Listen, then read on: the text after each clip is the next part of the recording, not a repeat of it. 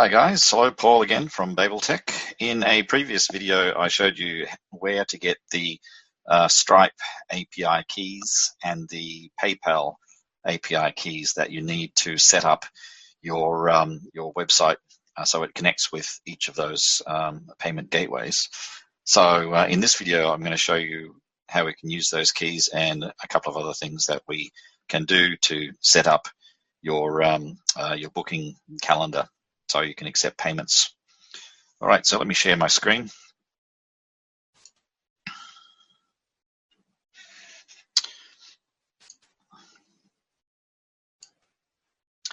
Okay, so what we'll do first is if I go through, well, I'm in the bookings calendar section right now. If I go to the, okay, services, let's take a look at services.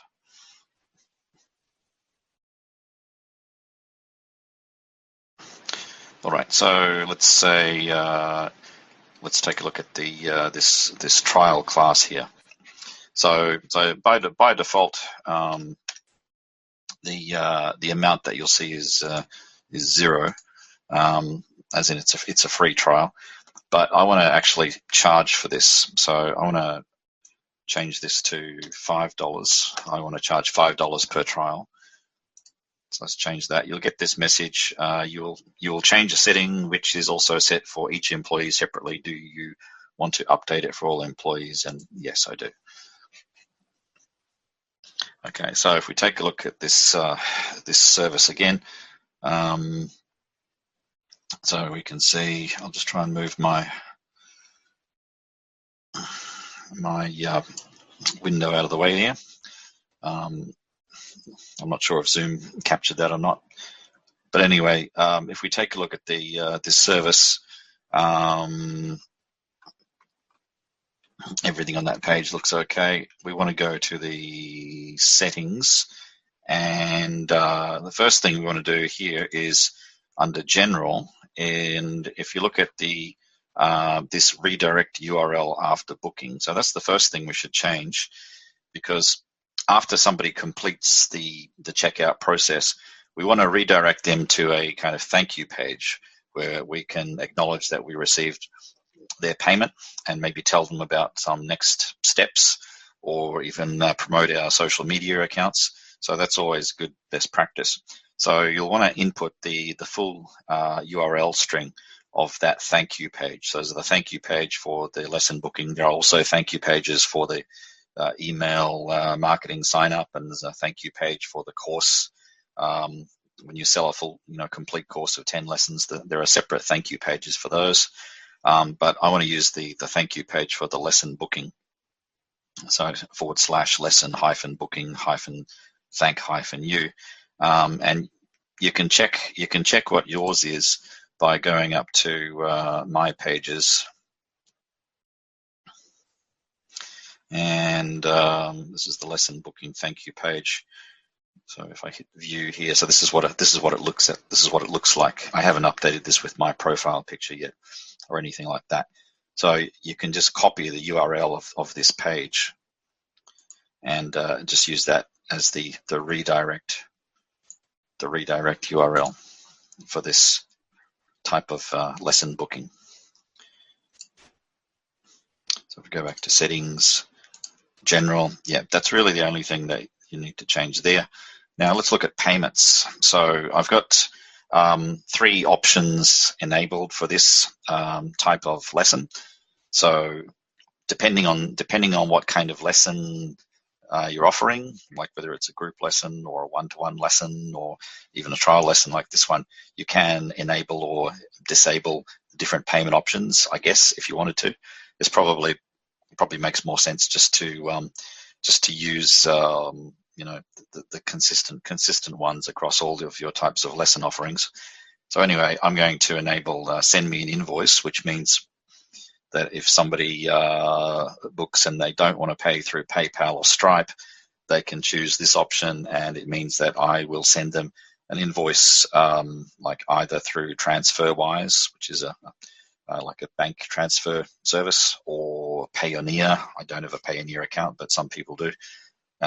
or I have a Stripe account, so I can generate a manual invoice that way and send it to someone to pay, which is a handy option if you've got, say, clients in China who want to pay via Alipay. You can enable Alipay within your Stripe account and send them an invoice that way.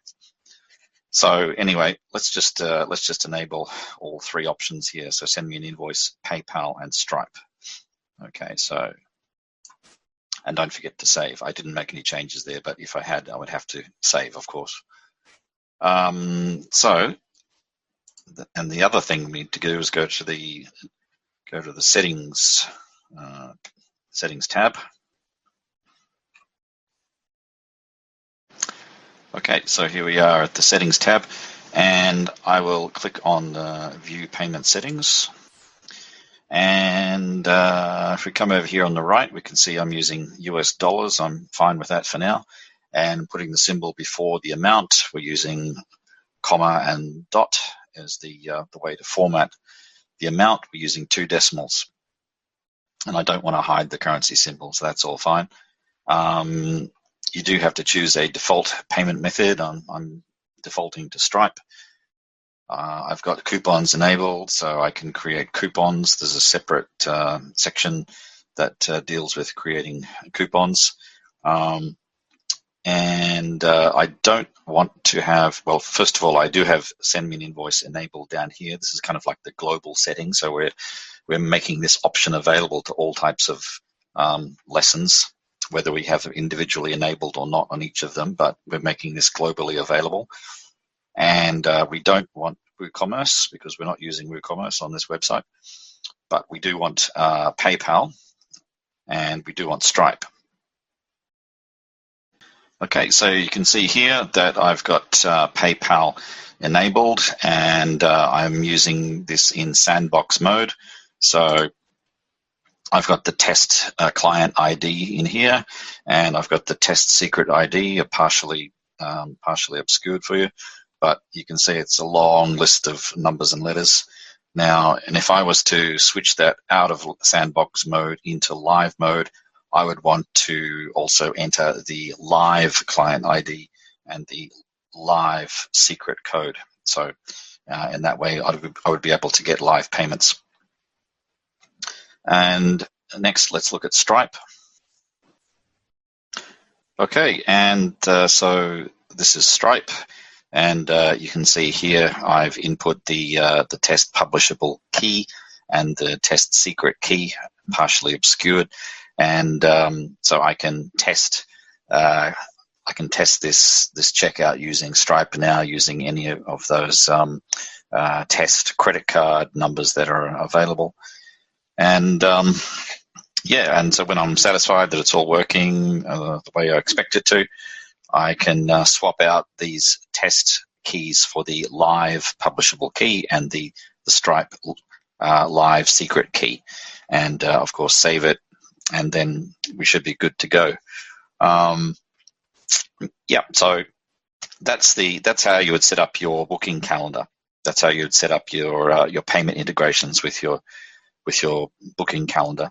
I'll do a separate video about how to integrate payments with your course sales page. So when you are selling like a course of 10 lessons, 15, 20 lessons, and so on, the setup for that is similar. You will still need these API keys, but there's a couple of other steps which you need to do as well.